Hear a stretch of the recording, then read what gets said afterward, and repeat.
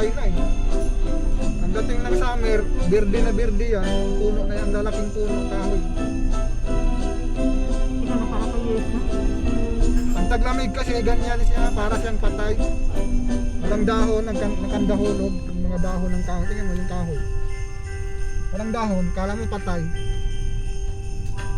Pero ang pine tree, nung pa matanggal ang dahon, alam niya, wala siya ang dasipo sa tunay, pine tree. Kung gani ang bagyo, pine tree ng pine. Ngayon, pupunta ako sa warehouse. Kasi mayroon akong package na inaassemble. Hindi ko na babanggitin yung pangalan ng company. Kasi yung company. Mundo naman. Mayroon akong dadalhin doon kasi mahirap magdala ng package dito sa warehouse kasi andura kami. Ayan o kasi yung tawag, yung alak kasi ang problema. Hindi ka makadala ng marami isang biyahe kasi nga bawal doon sa aduana.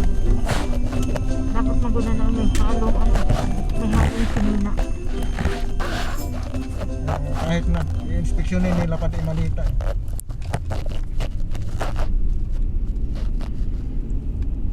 Yan. Isang 1 liter lang kasi ng alak ang pwede mong ibiyahe, 1 liter and a half. Sayang, wala ko nadala da itong Yan ang ano eh. Kaya kalimut kong dala sa akin, sa tripod na akong mataas. hindi mo mabigla ng isang biyahe yung Kalimut ko. ipapackage mo lalo kung mga alcohol, alak.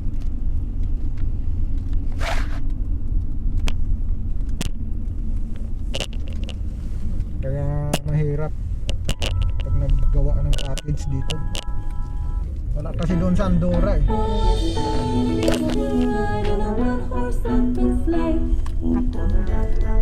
Ano gulo sa polisiya, ano gulo, ano? Kaya yung kaibigan natin kabayo. At i-video mo yan mamaya.